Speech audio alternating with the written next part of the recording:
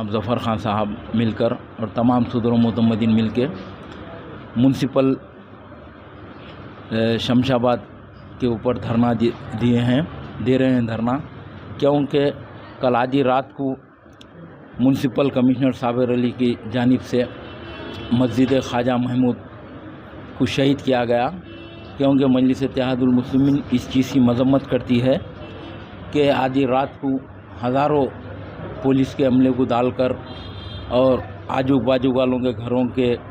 फ़ोना छीन लेके वो घरों को खुफलान डाल के ये काम करें बल्दिया के कमिश्नर। मुझे सदर मोहतरम की हिदायत थी कि बल्दिया कमिश्नर ऑफिस के ऊपर बल्दिया कमिश्नर के ख़िलाफ़ धरना देना बोलकर आज हम धरना दे रहे हैं यहाँ पर, और मज़ीद तफसील आपको बताएंगे हम।